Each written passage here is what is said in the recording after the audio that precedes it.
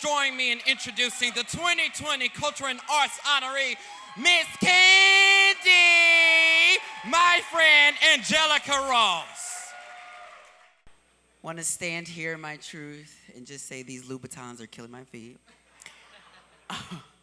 But also speaking of pain, the one thing I just want folks to know from me living my life and me living my truth is that, yeah, sometimes truth hurts, but it also can heal you. It also can change not only your life, but change the people around you. Because what I learned is when you're not truthful, you're modeling for other people how to not be truthful with themselves, how not to bring themselves into a room. And as difficult as it is sometimes, I have learned to not run away from my truth. I am so thankful for, and I know we give honor to this spiritual space. I want to speak on behalf of as a Black Buddhist in this space, you know? And just speak to the fact that I'm so grateful to my faith that it has taught me about challenges. And it has taught me how to, with my faith, how to polish a mirror so that it reflects to me clearly who I am and clearly what the situations I'm in, so that I'm not pointing fingers or deflecting about where the power needs to come from to change my circumstances. It is very important that we polish our mirrors so much, because what happens is, as I polish my mirror and I reflect to myself truth, every space that I go into, I reflect to you truth.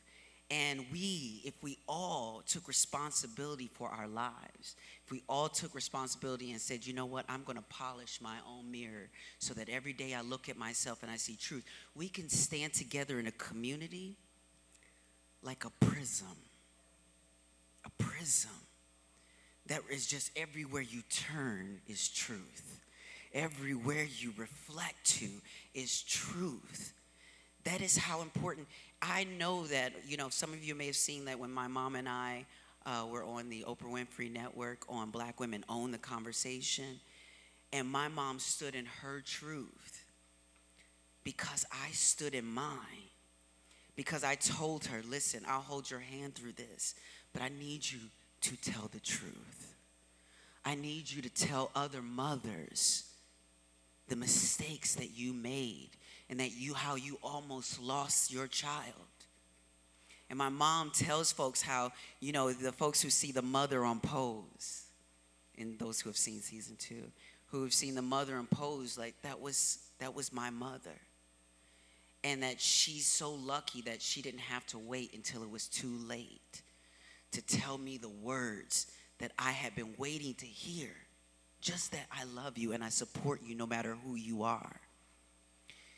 I'm so thankful to folks like the Wades who are bringing up Zaya in a world and in a space to know right away, because parents, I need you to know, I understand that your fears about how the world is going to treat your child when they find out they're this or they're that. And I know that we want our child who is Black, who being Black enough, who just being Black brings challenges. And you're like, listen, I don't want you to add one more challenge on top of that. So I understand where the fear comes from.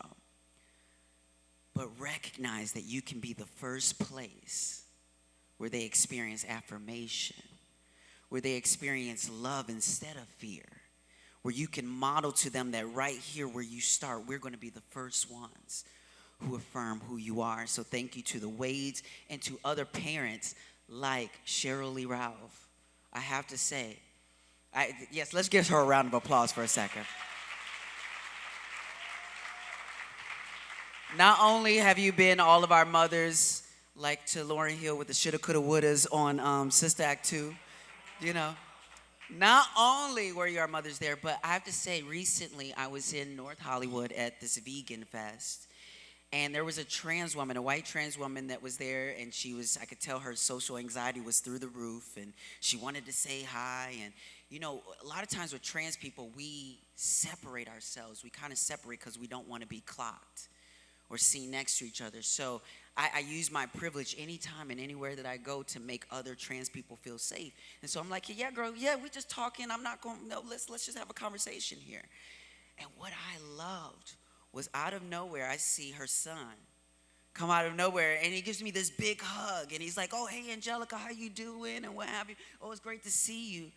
And then he turns around and gives her a hug, too, and he says hello to her, too. And I have to tell you that having cis-assuming privilege or pretty privilege or the privilege to walk in spaces and people don't know I'm trans, people treat me fine all the time. I don't have to deal with a lot of the things that other trans people have to deal with just walking out their doors.